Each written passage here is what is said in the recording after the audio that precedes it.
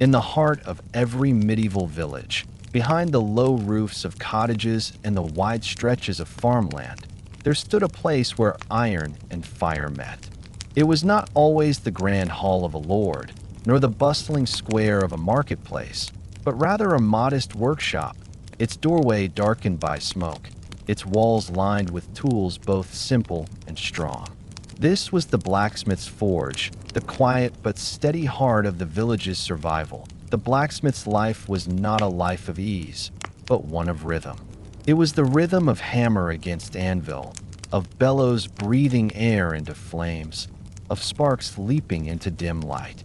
To listen from a distance was to hear a steady song, one note repeated again and again, shaping not only iron but also the life of the community. Every plow that cut the earth, every nail that held a cottage together, every horseshoe that carried a traveler down the road, bore the mark of his labor. The blacksmith was not a man of luxury or fame, but of endurance, his hands rough with calluses, his clothes marked by soot, his face often lit by the glow of fire. Yet, within that labor, there was dignity, for without him, the fields could not be tilled, the carts could not be mended, and the rhythm of the village could not continue as we step quietly into his world. Let us listen to the sounds of his forge, watch the slow dance of his fire, and follow the movements of his day from dawn to dusk. His is a story not of grand battles or distant kings, but of patient strength, of iron shaped with care, of a life lived in service to necessity. It is a story of hidden rhythms, the quiet persistence that held together the very bones of medieval life. So settle in. Let the sparks glow softly in your imagination, and listen as the life of a medieval blacksmith unfolds before you, one strike of the hammer at a time. The first light of dawn in a medieval village was not greeted by silence, but by the slow stirring of countless small movements, the bark of a dog, the call of a rooster, the creak of shutters opening, the shuffle of feet across packed earth. Among these sounds, there was one place where the day began differently. While farmers turned their eyes to the fields and women stirred fires for the morning meal, a man with soot-darkened hands prepared himself for another day of work that would shape not soil, but iron. This was the blacksmith, and his forge awakened at dawn just as surely as the fields themselves. The blacksmith's cottage and workshop were often close to the heart of the village, for his labor touched every household. His building was simple, made of rough timber or stone, its roof covered with thatch or shingles, its doorway marked by a darkness that smelled faintly of smoke and iron. To step near it was to feel the warmth that lingered even from the previous day's fire, a heat that seemed reluctant to die. The forge was never entirely silent. Embers often glowed deep in the hearth long into the night, waiting for the first breath of morning air to stir them back to life. The blacksmith himself rose early, his body accustomed to the rhythm of work. His hands bore scars of past burns. His arms carried the strength of years spent lifting hammers, and his clothes bore stains that no washing could fully remove. He did not wake to luxury or ease, but to duty. Before the village stirred fully, he was already at his place, ready to coax the sleeping forge back into flame. He began by tending the fire. Ashes were brushed aside, embers uncovered, and with a practiced hand he laid fresh charcoal or wood upon them. The bellows, heavy and leather-bound, stood beside the hearth, waiting. With slow, steady movements, he pressed the handles, and the forge breathed once more. Air rushed into the embers, coaxing them into brightness, until the dark hearth glowed red, then orange, then brilliant with new life. The sound of the bellows was deep and steady, like the breathing of some great creature awakening, and with it the forge came alive, casting shadows against the walls and filling the workshop with warmth. The smell of the forge was unlike any other in the village. It was a mingling of smoke, ash, and hot metal, sharp and distinct. To those unaccustomed, it might seem harsh, but to the blacksmith it was familiar, almost comforting. It was the scent of his craft, the mark of his trade, the air he had breathed day after day. It clung to his hair, his clothes, his skin, until he himself seemed part of the forge. With the fire prepared, the tools were readied. The anvil stood at the center of the room, its surface worn smooth from countless blows, its body solid and immovable. Hammers of varying sizes hung within reach, their handles polished by years of use. Tongs lay arranged beside them, ready to grip iron too hot for bare hands. Buckets of water stood near, to cool the metal or quench the fire when needed. Each tool was humble, but each carried the weight of necessity. Without them, the forge was only a fire. With them, it was a place of transformation. Soon the first piece of work was chosen. Perhaps it was a plowshare, dull and chipped from long use, brought by a farmer who needed it sharpened before the day's labor. Perhaps it was a horseshoe, bent or broken, requiring replacement before a journey could begin. Or perhaps it was new work entirely, a nail to be made, a hinge to be forged, a blade to be shaped. Whatever it was, the blacksmith placed it carefully in the heart of the fire, watching as the color of the iron changed. At first dull, then glowing red, then bright orange, the metal softened, becoming ready for the hammer's song. The first strike of the day was always the most powerful. The hammer, lifted high, came down upon the glowing iron with a sound that rang clear across the village. It was a rhythm all the villagers knew, even if they did not hear it closely. The blacksmith's hammer was the voice of dawn, as much a part of the morning as the rooster's crow. With each strike, sparks leapt into the air, scattering like fireflies before fading into darkness. The iron bent, stretched, and yielded beneath the blows, its shape changing with each rhythm. This was no hurried labor. The work of shaping iron demanded patience. Too few strikes, and the metal remained unfinished. Too many, and it risked becoming brittle. The blacksmith's art was not only strength, but judgment, knowing when to strike hard, when to strike gently, when to return the piece to the fire, when to plunge it into water. His ears listened not only to the sound of the hammer, but to the pitch of the ring, for each tone revealed something of the metal's readiness. His eyes watched the glow, judging its color, its heat, its temper. His hands, though rough, felt the balance, adjusting the hammer's swing with care. By the time the village was fully awake, the forge was already alive with labor. Farmers passing on their way to the fields heard the steady rhythm of hammer on anvil and nodded in recognition. Children, fetching water or chasing chickens, paused to watch sparks fly from the dark doorway, their eyes wide with awe. The blacksmith's forge was both ordinary and magical. Ordinary because it was part of daily life. Magical because it transformed Earth's hardest element into shapes both useful and enduring. As the sun climbed higher, the forge grew hotter. Sweat beaded on the blacksmith's brow, trickling down his face, dampening his clothes. His arms ached from the weight of the hammer, but he continued, his body trained by years of repetition. He paused only briefly, wiping his face with the back of his hand, sipping water, then returning to the work. The rhythm never faltered for long. Each task completed led to another. Each piece of iron shaped led to another waiting.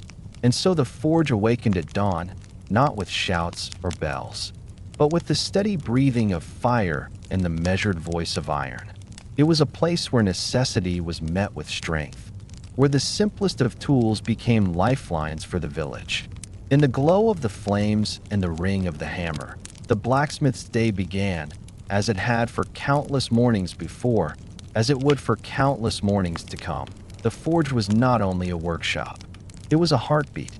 And at dawn, when the rest of the world was just beginning to stir, its beat was already strong, already steady, already shaping the life of the village one strike at a time. Every craft has its language, and every craft has its companions. For the blacksmith, his language was the rhythm of metal and flame, and his companions were the tools that filled his forge. These were not lifeless objects, nor were they luxuries to be exchanged or displayed. They were extensions of his own body, silent partners in every task, carrying his strength where his hands alone could not. To step into the workshop of a medieval blacksmith was to step into a space where every tool had a place, every tool had a memory, and every tool bore the marks of countless days of labor. At the very heart of this world stood the anvil. Heavy, immovable, its body anchored in place on a thick block of wood, it was the foundation of all work. The anvil's surface was polished smooth by the blows of the hammer, yet dented here and there, each mark a reminder of years gone by. Its shape was not accidental. The flat top allowed for straightening and shaping, while its horn, the curved end, gave form to rounded pieces, arcs, and curves. The hardy hole and pritchel hole allowed for more specialized tools to be set into place, multiplying the anvil's usefulness. To the blacksmith, the anvil was not only a tool but a stage where every performance unfolded, a partner that received the hammer's strike and gave it back in a ringing voice that filled the workshop. Without the anvil, there was no forge, only fire and metal with no way to be shaped. Beside the anvil lay the hammer, or rather, many hammers. Each carried its own character. The blacksmith's main hammer was solid and heavy, its handle worn smooth where his palm had held it countless times. Its head was steel, one side flat for shaping, the other sometimes rounded or peened for stretching the metal. Smaller hammers allowed for delicate work, lighter strikes where precision was more important than force.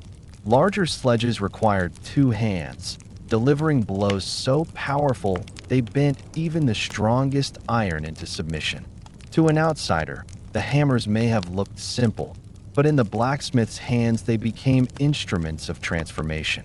The hammer's voice, ringing against the anvil, was the forge's music, each note different depending on the size and weight of the tool. Close at hand were the tongs, long iron arms ending in jaws shaped for different purposes.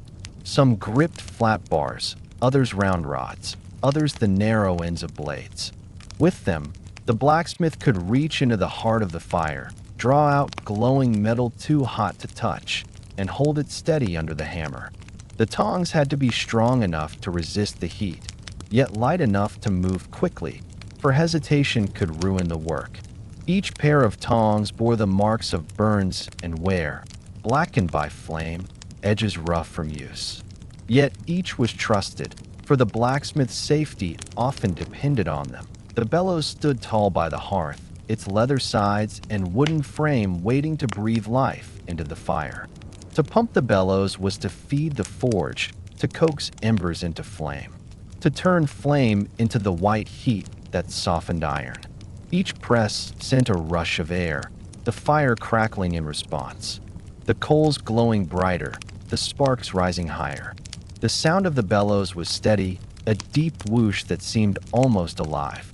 Without them, the forge was no more than a household fire. With them, it became hot enough to bend the earth's hardest gift into any shape the blacksmith desired. Nearby stood the quenching trough, often a simple barrel or trough filled with water. Into this the blacksmith plunged his work, the glowing iron hissing violently as steam rose in clouds. The sound was sharp, sudden, almost startling, but to the blacksmith it was the sound of completion, of a piece hardened and finished. Sometimes the trough held oil instead of water, producing a different temper, a different strength.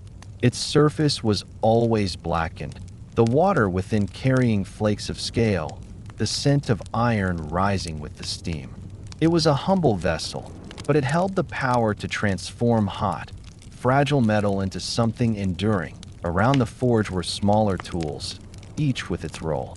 Chisels for cutting, punches for making holes, fullers for drawing out metal, swages for shaping curves. Each tool multiplied the blacksmith's skill, allowing him to do with precision what the hammer alone could not. Many of these tools were made by the blacksmith himself, born of the same fire and iron that filled his days. They were both product and partner, created in labor to serve labor.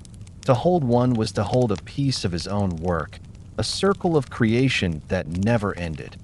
Even the floor and walls of the workshop became tools in their own way. The floor, hardened by years of sparks and ash, bore marks of glowing metal dropped in haste. The walls, blackened by smoke, absorbed heat and light, turning the small space into a chamber of transformation. Hooks on the walls held tools ready to be taken. Shelves bore the weight of unfinished pieces. Corners stored the raw bars of iron that would one day become plows, nails, or blades.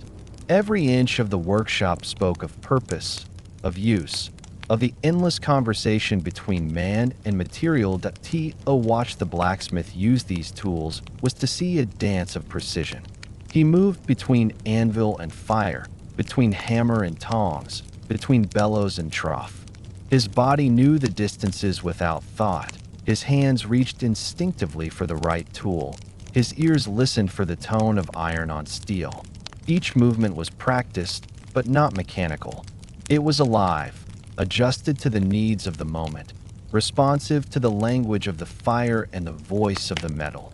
Children who peered into the workshop often stared in wonder. To them, the tool seemed almost magical. How could a hammer turn a glowing bar into a horseshoe? How could the tongs reach into fire without burning? How could the bellows make flames roar so fiercely? The blacksmith smiled at their questions, but he knew the truth.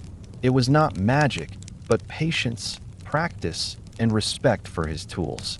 Each one was simple in itself, but together they formed a world of possibility. The tools of fire and iron were not only for the present moment. They carried memory. The hammer that struck a plow today might strike a sword tomorrow. The anvil that bore the shaping of a nail last week might bear the shaping of a wheel rim next month. The tools were constant, the work ever-changing. And in that constancy lay a kind of comfort. The blacksmith knew that whatever challenge the day brought, his companions were ready, waiting, silent until called upon, faithful until worn beyond use. When a tool finally broke or wore away, it was not discarded lightly. Often, the blacksmith melted it down, reshaping its iron into something new, giving it another life. In this way, nothing was wasted. The very tools of yesterday might live again in the tools of tomorrow, their spirit carried forward in fresh form. The forge was not only a place of making, but of remaking, a cycle of fire and iron that never truly ended. And so the forge itself was more than a building, more than a workplace. It was a world shaped by tools, each one simple, each one vital, each one carrying the hidden rhythms of labor. To stand within it was to feel the presence of countless days, countless blows, countless transformations. It was a place where Earth's hardest gift was made pliable, where necessity was given form, where man and tool together bent the world to survival. The tools of fire and iron were not grand or glamorous. They were humble, blackened, worn. But within their shapes lay the quiet strength of the medieval village. For every nail, every hinge, every plow, every blade bore the echo of their use, the rhythm of their blows, the hidden partnership between blacksmith and his companions. And in the stillness of night, when the forge was quiet, they waited silently in the dark, ready for the dawn, ready for the fire, ready for the work that would never end. The blacksmith's life was measured not in hours on a clock, but in tasks completed, in iron shaped, in the rhythm of hammer against anvil. From the moment the forge was coaxed to life at dawn until the last embers were banked at night, his day was filled with a ceaseless stream of labors. They were not glamorous labors, nor often recognized as heroic, but they were indispensable, woven deeply into the survival of the village. Every day carried its own list of needs, its own demands, its own challenges, and the blacksmith's work was to meet them, one piece of iron at a time. At the start of a day, his bench or wall might be crowded with requests. Farmers brought plowshares dulled by stones or cracked by hard soil. asking that they be sharpened or reforged before the next planting. Carters carried broken wheel rims or axles, knowing that without quick repair their wagons could not make the next journey to market. Shepherds arrived with tools bent or worn, small knives that needed a new edge, or hinges for pins that had grown loose. Even householders might request nails for a roof, hooks for hanging pots, or locks for storing grain. Every trade in the village leaned in some way on the blacksmith's work, and his labors touched all of them. Sharpening a plowshare was one of the most frequent tasks. A farmer would arrive early, the heavy iron carried over his shoulder or dragged behind him. The blacksmith examined it carefully, running his hand along the edge, listening to the farmer's account of how it had broken the soil and struck stones. Then the piece was placed in the fire, heated until it glowed, and laid upon the anvil. The hammer fell in strong, deliberate strokes, each one lengthening the edge, thinning it, restoring the sharpness that would let it cut the earth once more. Sparks flew with every strike, the rhythm steady, the farmer waiting nearby, watching with quiet hope. For without a sound plow, there could be no planting, and without planting, no harvest. The blacksmith's labor was therefore not just ironwork. It was the promise of bread for the winter. Horseshoes were another constant need. Travelers, merchants, even the villagers themselves depended on horses for transport and work, and without shoes those horses could falter on rough ground. Making a horseshoe was an art of precision. Bars of iron were cut, heated, and bent around the horn of the anvil, hammered into curves that matched the shape of a hoof.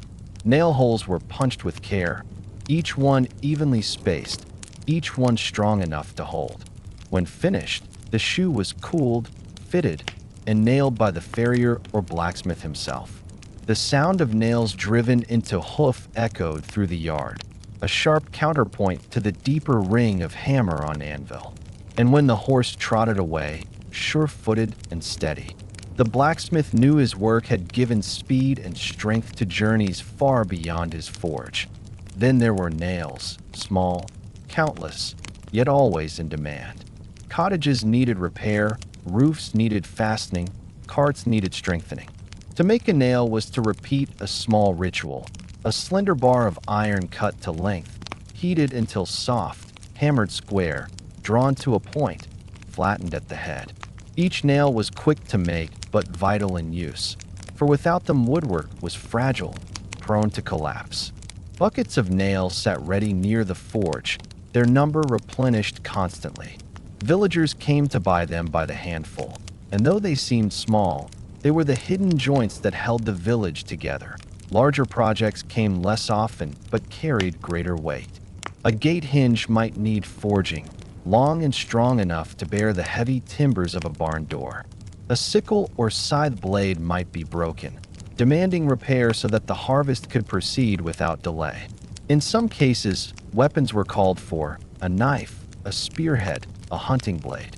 These were made with the same care as tools, for in a world where survival was uncertain, the ability to defend or to hunt was as vital as the ability to plow. Each blade forged was not only a piece of iron, but a promise of safety, of endurance, of continuity. The blacksmith's daily labors were marked by repetition, yet never monotony. Each task, though familiar, carried its own differences. No two pieces of iron behaved exactly alike. The temperature of the fire shifted with each gust of air from the bellows. The quality of the iron varied from one bar to the next. The needs of the villagers changed with the seasons. In spring, plows and hoes crowded his workshop, demanded urgently before sowing. In summer, sickles and scythes filled his bench, preparing for harvest. In autumn, carts and wagons needed repair for carrying grain. In winter, hinges and locks, smaller tools, and mending work became more common. The blacksmith's labor followed the rhythm of the year, his forge echoing the cycle of the village itself. Children sometimes gathered at the doorway, drawn by the glow and the sound. They watched wide-eyed as the hammer fell, as the iron bent, as sparks danced like tiny stars. To them it seemed like magic. Dull iron transformed into a shining blade, rough bars shaped into useful tools. The blacksmith, though stern in his labor, often smiled at their wonder. He knew it was not magic, but patience, the steady repetition of skill learned over years. Yet he also knew that to see it for the first time was to glimpse something mysterious, something beyond the ordinary chores of village life. Throughout the day, the forge was a place of noise and movement. The bellows breathed, the fire roared, the hammer rang, the water hissed. The blacksmith's arms moved in steady rhythm, lifting, striking, turning, lifting again. Sweat darkened his brow, his shirt clung to his back, his muscles ached with strain. Yet he rarely paused, for the demands of the village were constant. Each task completed was replaced by another. Each need answered gave rise to the next. The forge was a place of ceaseless motion, its labors never fully done. And yet, for all its demands, the blacksmith's daily labor carried a kind of dignity. He was not shaping gold for adornment or jewels for vanity. He was shaping iron for life itself. His tools were not meant to decorate, but to endure. His work was measured not in beauty, but in usefulness. And in that usefulness lay strength, for without him the fields could not be plowed, the harvest could not be gathered, the carts could not move, the houses could not stand. His daily labors were the unseen foundation upon which the village rested as the day wore on. The forge grew hotter, the air thick with smoke and ash. The blacksmith's body grew weary, but his rhythm continued. Each piece completed carried satisfaction, not of pride, but of necessity met. The farmer left with his plow renewed, the carter with his wheel repaired, the householder with nails in hand. Each left with gratitude, often expressed simply, sometimes only in a nod. The blacksmith asked for no more, for he knew that his work spoke louder than thanks by the time the sun lowered in the sky. The pile of finished work stood as quiet testimony to the day's labor. Tools sharpened, shoes made, nails forged, hinges shaped, each one small, yet together immense. The blacksmith washed his hands in the trough, the water blackened by soot, his arms heavy with weariness. The forge, once roaring, was allowed to rest, its embers banked, its fire lowered. And in that stillness, the blacksmith looked upon his day not with boastfulness, but with the simple knowledge that he had done what was needed, that the village could endure another day because his hammer had struck and his fire had burned. The daily labors of the blacksmith were not heroic in the way of knights or lords, but they were heroic in their constancy, their necessity, their quiet strength. They were the pulse of survival, the hidden heartbeat of the village. And those centuries have passed, though machines now shape iron more quickly and easily. The memory of those labors remains, echoing in every hammer's strike, every ring of anvil, every hiss of quenched iron. If the blacksmith's hammer was the voice of the forge, then fire was its heart. Without fire there was no shaping, no bending, no life in the iron. The forge was more than a place of labor. It was a chamber of flame, where the hardest substance known to man softened into something pliable, ready to be given new form. To understand the blacksmith's life, one must first understand the fire. For every stroke of his hammer depended on its breath, its heat, and the sparks that leapt from it like stars in a private sky. The forge's fire began humbly, with embers carefully preserved from the day before. At dawn, when the blacksmith uncovered the hearth, he found the coals still faintly glowing beneath the ash, as though unwilling to surrender entirely to the night. With practiced hands, he cleared the ashes, coaxed the embers with fresh charcoal or wood, and pumped the bellows until the red deepened into orange, then into white brilliance. Slowly, the hearth came alive again. Flames curled upward, licking at the iron bars laid across, while sparks burst in brief showers before fading into the shadows. It was a rebirth repeated each day, a ritual of light and heat that marked the beginning of his labor, the fire itself was never constant. It had moods, temperaments, strengths, and weaknesses. Too much air from the bellows, and it roared wildly, consuming fuel too quickly. Too little, and it smoldered, reluctant to reach the heat needed for work. The blacksmith knew these moods intimately. His ear was tuned to the sound of the fire, the way it crackled when healthy, the way it hissed when damp fuel was added, the way it groaned when starved of breath. His eyes read the color of the flames and coals, from dull red to brilliant yellow-white, each shade revealing whether the metal was ready for shaping. His hands felt the warmth on his skin, telling him when to move closer, when to step back, when to feed the hearth more fuel. Iron itself was stubborn until the fire claimed it. A cold bar was rigid, unyielding, resistant to change. But when it was laid deep in the coals, covered by flame and air, it began to glow. At first it darkened, then flushed red, then brightened into orange. At the perfect moment, when it gleamed like the setting sun, it was ready. Too soon, and it would resist the hammer. Too late, and it risked crumbling, its strength lost in the excess of heat. The blacksmith's timing was therefore not mere chance, but the product of long experience, of countless days spent watching the color of iron as it surrendered to fire's embrace. When the heated iron was lifted from the hearth with tongs, it carried the fire with it. Its surface shimmered, alive with heat, glowing in the dim light of the workshop. The hammer's strike against it was answered not only with sound, but with light.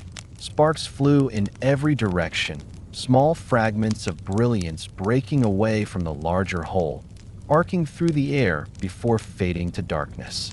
Each spark was fleeting, lasting only a heartbeat, yet together they filled the forge with a dance more beautiful than any lantern could provide. For the children who sometimes peered into the dark doorway, this was the most magical sight of all, the rain of fire that seemed to fall at every strike. As though the blacksmith commanded the stars themselves, the dance of sparks was not decoration. It was the sign of work being done, of metal yielding to the hammer's rhythm. They were born from the force of transformation, from iron being stretched, thinned, shaped. Each spark was a fragment of effort, proof that the hammer's blows were not wasted. To the blacksmith, they were familiar, expected, even ignored in the focus of his work. But to an observer, they were a wonder, a fleeting beauty that rose and fell with every sound of the anvil. The heat of the forge was constant, pressing against the blacksmith as he worked. Even in winter, when the village lay under frost and the fields slept in silence, the forge remained hot, its warmth filling the small space until sweat rolled down his brow. In summer, the heat became nearly unbearable, the air thick with smoke and flame. His arms glistened with sweat, his shirt clung to his back, his breath came heavy.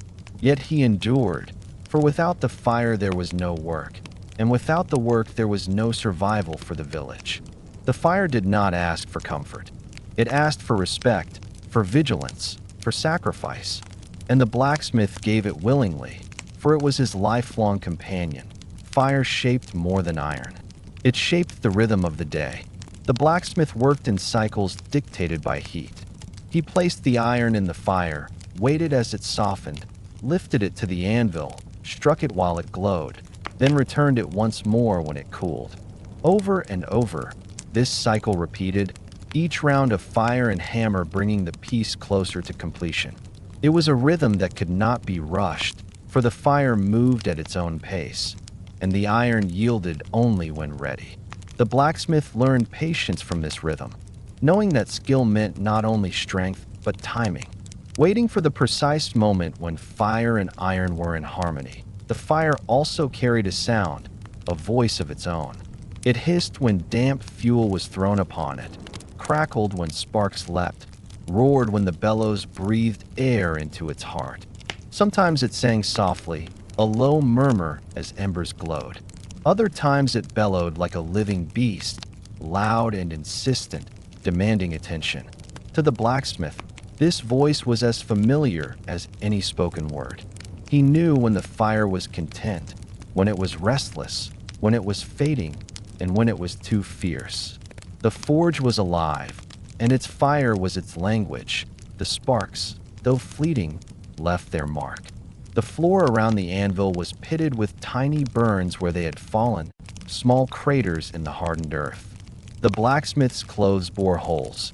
His arms carried small scars, each one a memory of sparks that had kissed too close.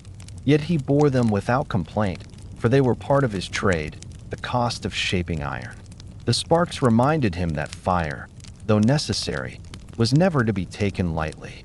It was both ally and danger, gift and risk, light and burn that eye in the quiet moments. When no hammer struck and the fire glowed steadily, the forge seemed almost peaceful. The heat filled the room. The coals pulsed gently, the bellows rested. The blacksmith could pause, wipe his brow, sip water, and simply watch the flames move. In those moments, the fire was no longer a tool but a companion, one that had shared every day of his labor, one that had burned for him when the rest of the village slept. To sit by it was to feel connected not only to his own work, but to the countless smiths before him who had also watched flames leap and sparks dance in the stillness. And so the daily life of the blacksmith was inseparable from fire.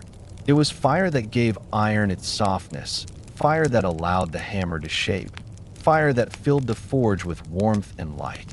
It was fire that produced the sparks, brief and brilliant, that marked each strike of labor. Without fire, the blacksmith's tools were silent, his anvil cold, his hammers idle. With fire, they came alive, and the hidden rhythms of survival echoed once more across the village. The dance of sparks was therefore not only beauty but memory. Each one rose, shone, and died within a heartbeat. Yet together they filled the forge with light, just as each day of the blacksmith's labor filled the village with strength.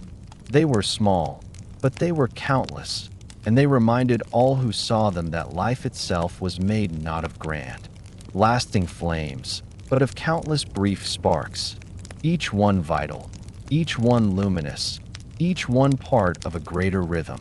The life of a medieval village was made of many threads: the farmers who tended the fields, the shepherds who watched the flocks, the women who kept the homes warm and fed, the children who carried wood and water, the miller who ground the grain, the carpenter who shaped the timber. Yet running through all of these threads was one that touched them all, binding them together in quiet strength. That thread was the blacksmith. He was not a lord, nor a priest, nor a figure of grand power. His place was humble, his hands rough, his clothes stained with soot. But without him, the whole fabric of the village would weaken, for his labor gave form and endurance to every other trade. The blacksmith's role in the village was not only practical, but deeply communal. His forge was not hidden away in some distant corner, but often near the village center, close to the lanes where people passed daily. Its smoke curled into the sky, its hammer rang across the fields, its sparks glowed in the darkened doorway. It was a place everyone knew, a place where necessity and endurance were constantly renewed. The forge was more than a workshop. It was a meeting point, a reminder that survival was shared. Farmers relied upon him in ways too numerous to count. Their plowshares dulled with each season, their hoes bent against stones, their sickles chipped by countless stalks of grain. Without sharp tools, the earth resisted their efforts, and the harvest risked failure. The blacksmith restored their tools, shaped them anew, breathed life back into the iron so that fields could once more be sown and reaped. Each farmer who carried his plow to the forge knew that his livelihood depended upon the skill within those smoky walls. The blacksmith's hammer was as essential to the harvest as the seed itself. Carters and travelers came often as well. The wheels of carts broke under heavy loads. Axles cracked on rough roads. Horses needed shoes to carry them across stony paths. Without the blacksmith, the roads grew dangerous, journeys impossible. A cart without a sound wheel was as useless as a field without a plow. Each creak of a wagon, each steady step of a horse on iron shoes, bore the mark of the smith's work. His labor carried goods to market, messages between towns, families across distances. He was the silent companion of every traveler, the unseen partner in every mile. The carpenter, too, leaned upon the blacksmith. Timber might be shaped with saw and plane, but it was held together by nails and strengthened with iron hinges. Every chest, every door, every wagon, every stool or table bore some small piece of iron, often so ordinary that no one noticed it. Yet each nail, each hinge, each bracket was a quiet testament to the smith's hand. The carpenter shaped the wood, but the blacksmith gave it permanence.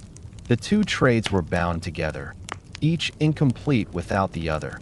The miller's great stones turned with power, but even their iron was needed. The gears and fittings, the bands that held timbers in place, the tools used to adjust the stones, all required the blacksmith's craft. The baker's oven door, the shepherd's shears, the fisherman's hooks, the brewer's kettles, the mason's chisels, all of these bore the blacksmith's mark. His hand touched every trade. His labor echoed in every craft. He was not merely one worker among many. He was the worker upon whom all others leaned. Even the household depended upon him. A mother might come to the forge asking for simple hooks to hang pots, or nails to mend a roof beam, or a small knife for cutting bread and herbs. A father might request a latch for a door, a chain for a bucket, a lock for a chest. These were small things, but they carried weight. A roof kept out the rain, a latch kept out the wind, a knife prepared the meal. The blacksmith's work entered every home, unseen but essential. He was the hidden guardian of comfort and safety. Because of this, the blacksmith's forge was never empty of visitors. Villagers came not only to request work, but also to linger, to watch, to speak. The doorway of the forge was a place of conversation, where news was exchanged, where stories were told, where neighbors met. Children, too, gathered, drawn by the sparks and the sound, asking questions, marveling at the transformation of metal. The forge was alive not only with fire, but with voices. It was a place of labor, but also of connection that in times of hardship, the blacksmith's role grew even greater. When famine threatened, he worked longer to keep plows sharp and sickles strong, for every harvest counted. When storms damaged cottages, he forged nails and hinges without rest, so roofs could be repaired before rain returned. When disease thinned the village, he carried on, for even in sorrow, the fields needed tending, the carts needed wheels, the animals needed shoes. His work was constant, regardless of fortune or misfortune, and through that constancy he gave the village a sense of endurance that in times of conflict, his role could shift. Though not always called upon, he had the knowledge to shape weapons, knives, spearheads, arrow tips. These were not his usual labors, for the village relied more on tools than arms, but when necessity demanded, he could provide. Yet even then, the spirit of his work was not destruction but preservation. His blades defended homes, his iron points guarded fields. His skill gave protection where fear threatened. He was not a warrior, but his hands armed those who needed to stand as guardians. The blacksmith's relationship with the village was built on trust. His work was too important to be doubted, too necessary to be delayed. When a farmer brought a tool, he trusted it would be returned sharp and strong. When a carter brought a wheel rim, he trusted it would be sound once more. When a mother asked for nails, she trusted they would hold her roof against wind and rain. This trust was not spoken in grand words, but in nods, in handshakes, in the steady rhythm of exchange. The village gave him their iron, their payment, their faith. He gave them his skill, his strength, his fire, and in return, the village sustained him.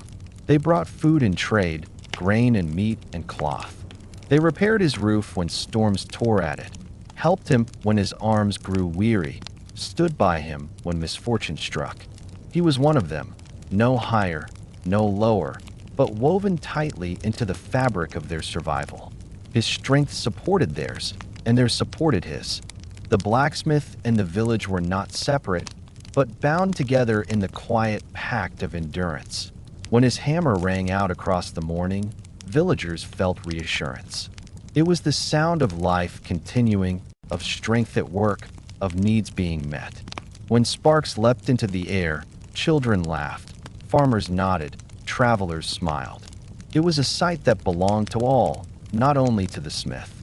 And when the forge smoked against the sky, its plume rising steady and sure, the village knew that their hidden heartbeat was alive and strong. The blacksmith and the village were mirrors of one another. He labored endlessly, unseen yet essential, just as the village itself labored quietly in fields and cottages, far from the eyes of the world. He turned raw material into form, just as the village turned toil into life. He endured heat and flame, just as the villagers endured cold and hunger. He bent iron to his will, just as they bent the earth to theirs.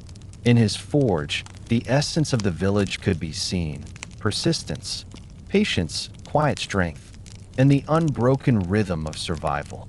And so the blacksmith and the village lived not as separate stories, but as one. Each depended upon the other. Each strengthened the other.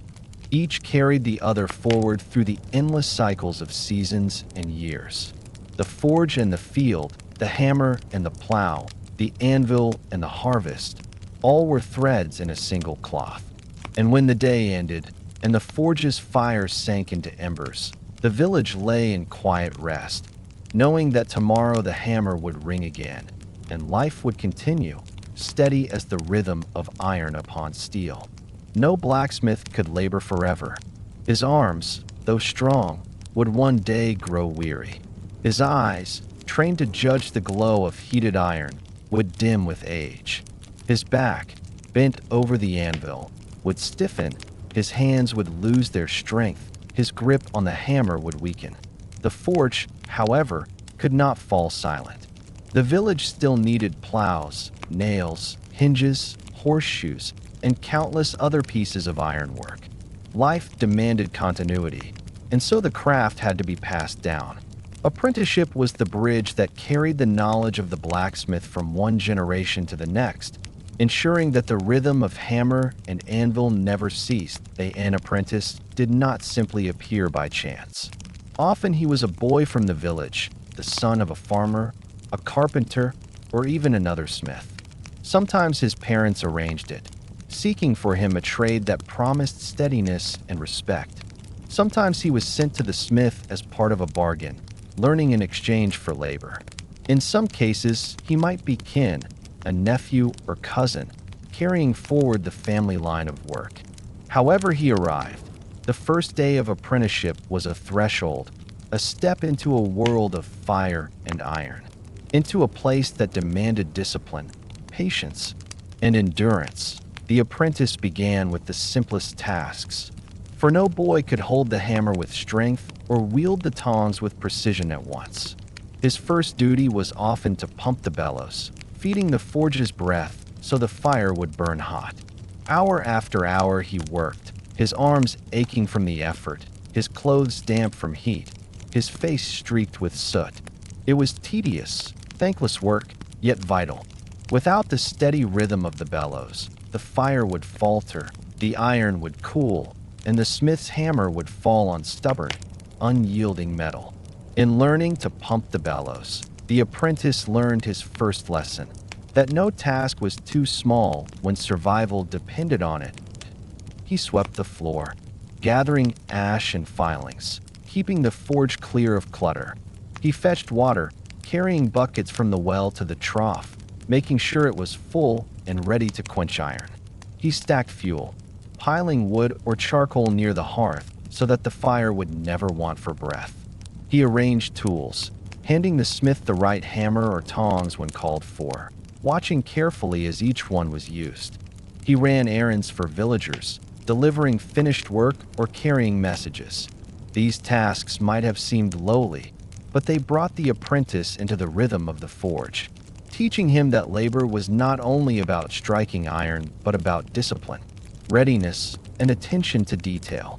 Only after months, sometimes years, of these small labors did the apprentice begin to touch the iron itself. At first, it was small work, holding a piece steady while the smith struck it, turning it carefully with tongs, hammering lightly under the smith's guidance. His strikes were weak, his aim clumsy, the iron often slipping from his grip. But slowly his body learned. His muscles strengthened, his hands steadied, his ears tuned to the sound of hammer against anvil. With each mistake came correction, with each attempt came improvement. The forge itself was his classroom, the fire his teacher, the hammer his book. The blacksmith taught not with lectures, but with demonstration.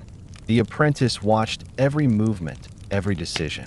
He saw how the smith judged the color of the iron, how he lifted it at just the right moment, how he struck with precision rather than brute force.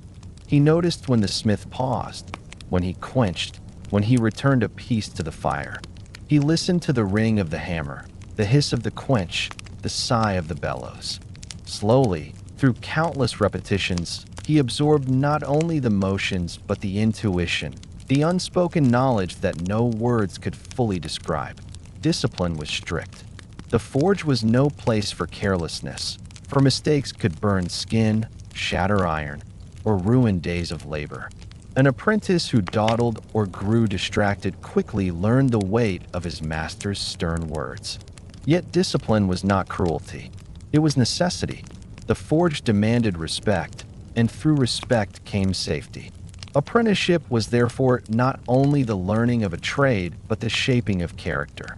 The boy who entered the forge emerged, years later, not only as a smith, but as a man shaped by patience, endurance, and respect for fire and iron.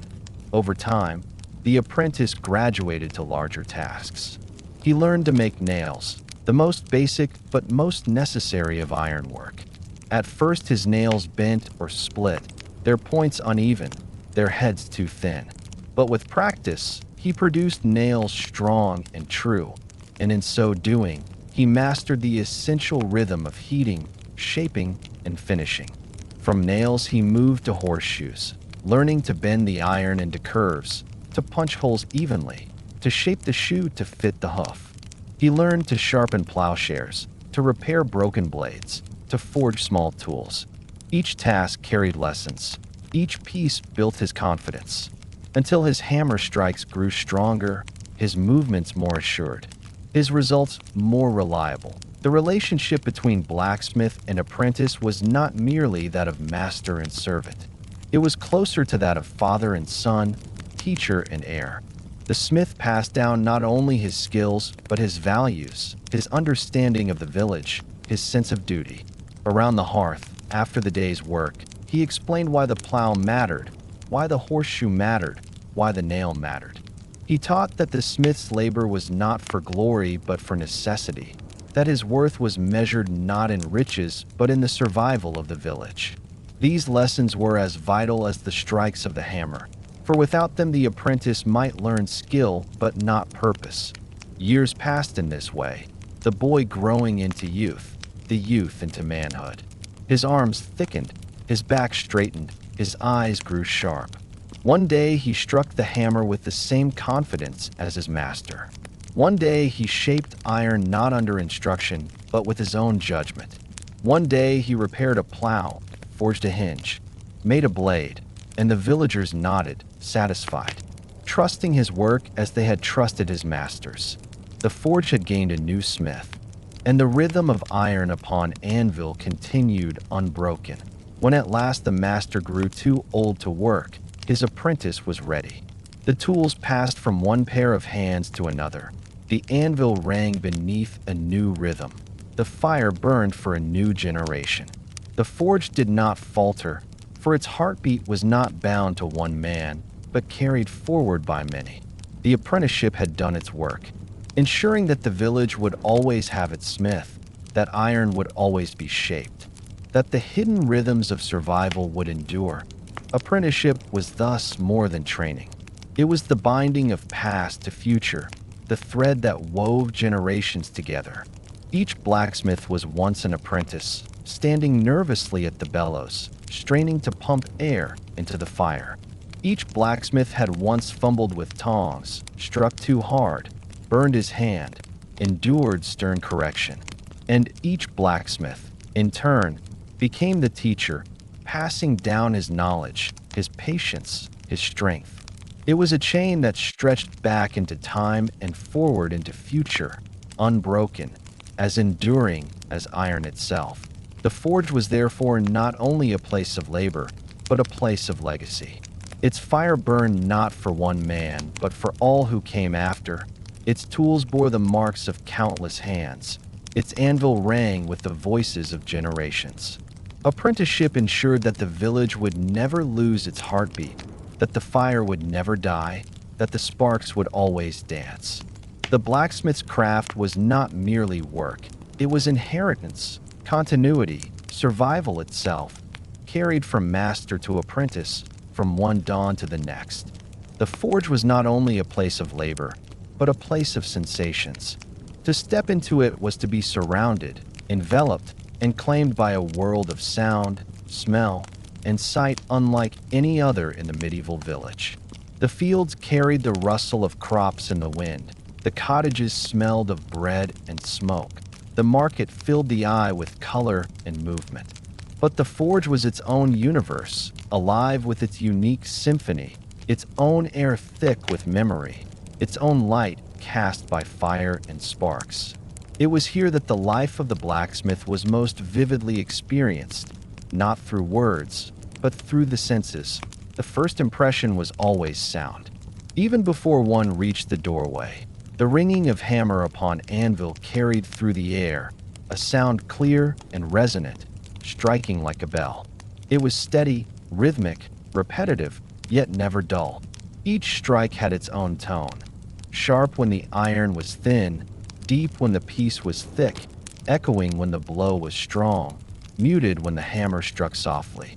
The sound filled the forge, bounced from the walls, escaped into the village, reminding all who heard it that work was being done, that life continued, that survival was being shaped. It was a voice of reassurance, as familiar to the villagers as the crow of a rooster or the tolling of a bell. Within the forge, this ringing was joined by other sounds. The roar of the fire, fed by the steady sigh of the bellows, gave a low, constant accompaniment. It rose when the bellows pumped strongly, fell when they rested, but never disappeared entirely. The fire was alive, breathing in rhythm with the smith's foot or hand upon the bellows. The hiss of quenching followed often, sharp and sudden, as glowing iron plunged into water. Steam rose with a rush, filling the room with a sound as fleeting as it was intense, only to vanish as quickly as it came. Together, these noises wove a tapestry of labor: the roar, the ring, the hiss, the sigh. For those within the forge, these were not interruptions, but music, the steady background of their lives. The smaller sounds mattered too. The clink of tongs against the anvil, the creak of leather straps on the bellows, the rasp of a file smoothing an edge, the thud of a hammer set aside. Even footsteps across the floor carried their own note, softened by ash and dust. These were the quiet threads of the forge's symphony, overlooked by outsiders, but deeply familiar to those who worked within. To the apprentice, these sounds were lessons. The pitch of the hammer told him if the iron was ready. The hiss of quench told him when a blade was hardened. The sound of fire told him when more air was needed. The forge spoke constantly, and those who listened learned. The smells of the forge were equally unforgettable. They were strong, thick, sometimes overwhelming, but they belonged to the place as much as the tools or the fire. Smoke clung to every beam, every wall, every garment worn by the blacksmith. It was the smell of wood burned low, of charcoal glowing hot, of ash rising into the air. Beneath it lay the sharp, metallic scent of heated iron, a smell both biting and earthy that filled the nose and lingered on the skin. To a stranger, it might seem harsh, To the blacksmith, it was the perfume of labor, the mark of his calling. There was also the smell of sweat, constant in the heat of the forge. The blacksmith's body worked endlessly, his muscles straining, his skin damp. The air mixed the salt of sweat with the acrid bite of smoke and the metallic tang of iron, creating a blend that clung to him long after he left his workshop. His clothes bore it, his hair carried it, his very skin seemed steeped in it. Yet to him, it was not unpleasant. It was the scent of work completed, of days filled with purpose, of the dignity of toil. The quenching trough added its own sharp note. When hot iron plunged into water, the hiss came with a rising cloud of steam that carried the smell of scorched metal, a biting, almost sulfurous odor. The water grew dark with flakes of scale, its surface rippling with oil and soot, its smell heavy, damp, and burnt. To many, it was unpleasant, but to the smith, it was a familiar companion, the final breath of each piece before it was finished. It was the scent of iron made strong, the smell of work completed. The sights of the forge were perhaps the most mesmerizing. The fire glowed at the heart of the room, its flames leaping and curling, its coals shimmering with light. It was not the gentle flame of a hearth, but a fierce, demanding flame, hot enough to soften stone, bright enough to blind if stared at too long. Around it the light flickered, casting shadows that danced upon the walls, painting the beams in shades of orange and red. The forge was alive with this shifting light, a place where shadow and flame performed an endless dance. Then came the iron itself. When cold, it was dull, gray, heavy, unimpressive. But when lifted from the fire, it became something else entirely. Glowing red, then orange, then nearly white. It carried the brilliance of the sun itself. In the dimness of the forge, it looked like a piece of living flame, trembling and bright, moving in the grip of the tongs as though alive. To watch it was to see transformation, the moment when stubborn iron yielded to possibility. Children at the doorway gasped when they saw it, convinced they were witnessing magic. Even those who had seen it countless times felt a quiet awe, for it was never ordinary, always striking, always alive. The hammer strikes upon this glowing iron sent sparks into the air, a shower of fleeting light. They rose in arcs, curved through the shadows, faded to darkness. For a heartbeat, they filled the room like stars fallen from the heavens, only to vanish before they could be touched. The dance of sparks was endless, rising with each blow, each strike of necessity. To the blacksmith, they were part of his work, but to others, they were a vision, a brief reminder of beauty hidden in labor. The forge's light touched everything. The blacksmith's face, streaked with sweat, lit by fire. The apprentice's eyes, wide with concentration. The tools upon the walls, gleaming faintly as though alive. Even the smoke carried light within it, curling golden in the fire's glow, before fading into the shadows of the rafters. The forge was not dark, but neither was it fully bright. It was a world of flickering half-light, where flame and shadow mingled endlessly, each one shaping the other. Together, the sounds, smells, and sights of the forge created an atmosphere that could never be forgotten. To step inside was to enter a world apart, a place where time seemed measured not by clocks, but by cycles of heat and hammer, hiss and spark. To live within it was to be claimed by it, to have one's senses filled each day with its symphony, its sense, its light. The blacksmith carried it with him always. Even when he left his forge, the smell clung to him. The sounds echoed in his memory. The glow of the fire seemed still upon his skin. He could no more leave it behind than he could leave behind his own breath. For the villagers, the forge was both familiar and mysterious. They knew its sounds, for they carried across the lanes. They smelled its smoke, drifting above the rooftops. They saw its sparks, glowing in the doorway at dusk. Yet for many, stepping inside was rare, and when they did, they felt the full weight of its presence. They understood, in that moment, that the forge was not merely a workshop but a living place, alive with senses, alive with purpose, alive with rhythm. And so the forge lived in sound, in smell, in sight. It was more than tools, more than fire, more than iron. It was a world in itself, shaping not only the metal that passed through it, but also the lives of all who depended on it. Its ringing voice, its acrid perfume, its glowing dance were part of the village as much as the fields, the cottages, the market square. The forge was alive, and through it, the blacksmith's life was written in every sense, every moment, every day.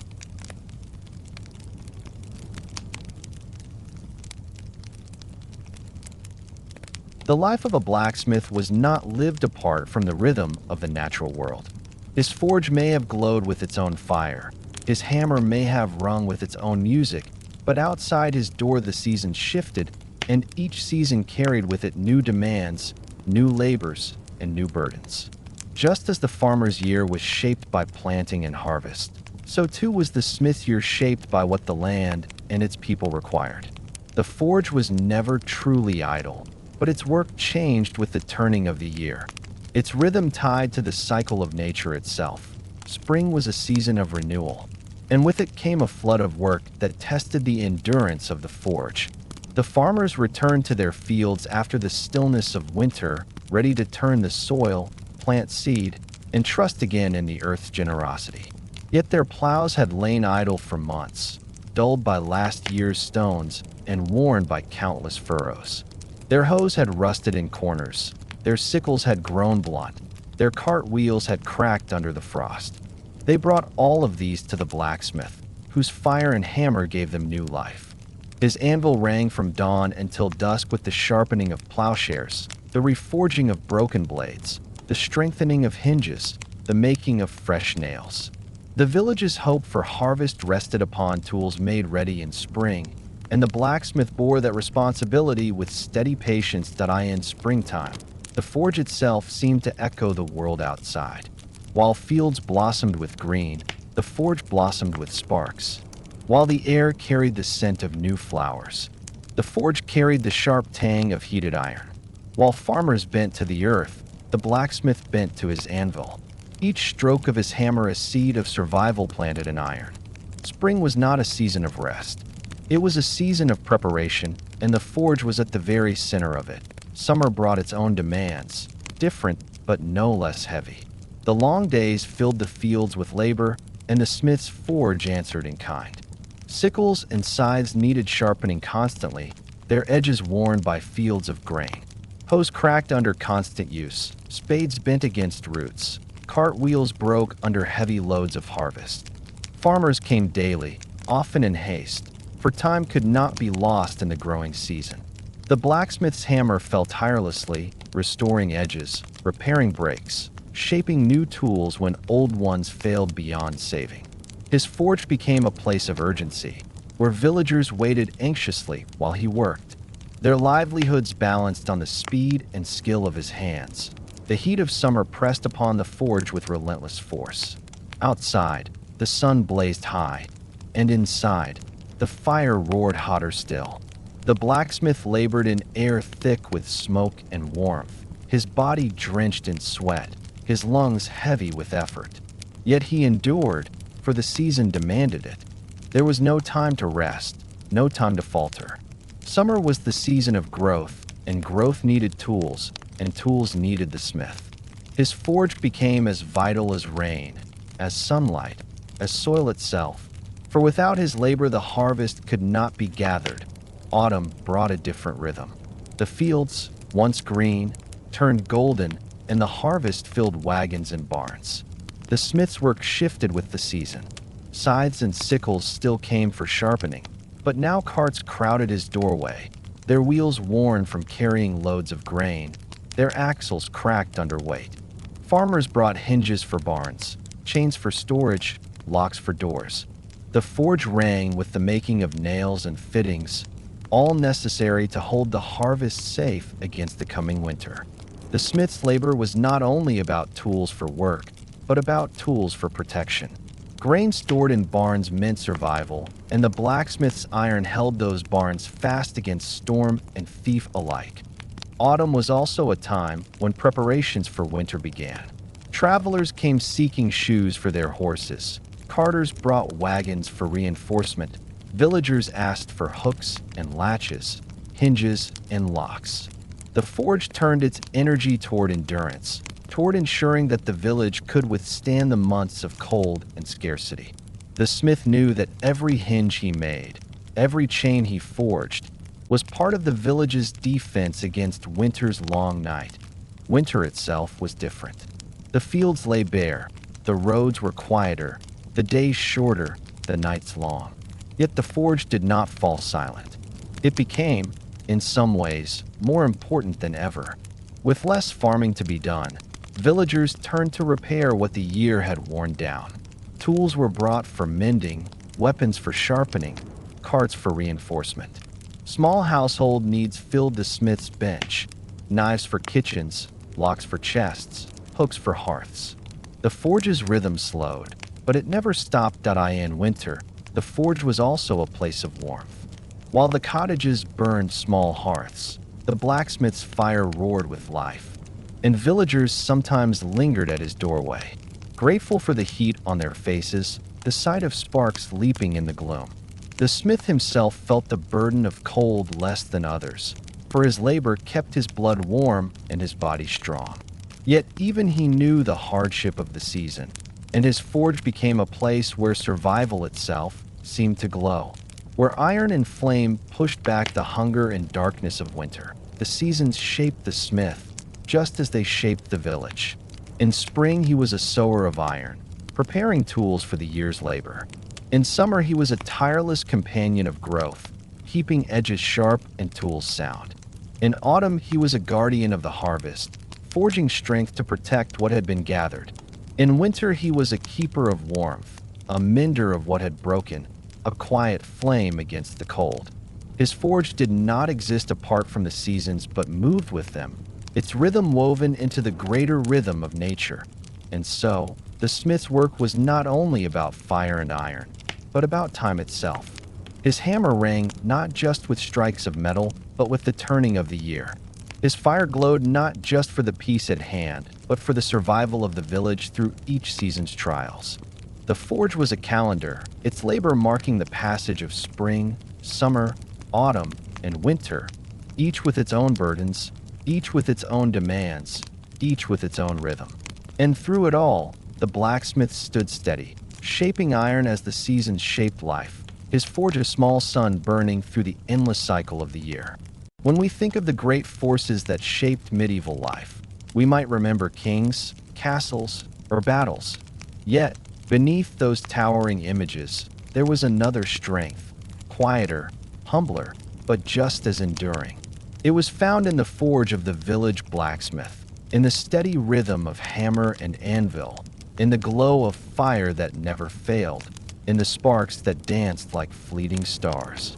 His work did not echo in chronicles or poems, but it lived in the furrows of fields, in the wheels of carts, in the hinges of doors, in the very survival of his community. The blacksmith's legacy was not glory but continuity. His hands, calloused and scarred, held the power to shape the tools that tilled the soil, harvested the grain, carried the harvest, and secured the homes. His strength was not measured in battles won, but in seasons endured. His fire did not destroy, but transformed. His labor was not fleeting, but lasting, passing from master to apprentice, from one generation to the next, unbroken through time. Even now, centuries later, the memory of the blacksmith lingers. The sound of iron ringing upon iron can still be imagined, the glow of fire still seen in the mind's eye, the smell of smoke and metal still felt in the imagination. His forge was more than a place. It was a heartbeat, one that pulsed quietly at the center of the medieval world. And though that world has long since changed, the hidden rhythms of iron and fire still whisper, reminding us of the quiet dignity of those whose labor built the foundation of survival. As you drift now into rest, Let the echoes of his hammer fade gently into silence. Let the glow of his fire soften into calm embers. Think of the patience, the strength, the endurance of a life lived not for grandeur, but for necessity. The blacksmith's forge may be still, its smoke long vanished, but its memory glows on, steady and eternal, a quiet rhythm in the story of the past and in the calm of your sleep tonight.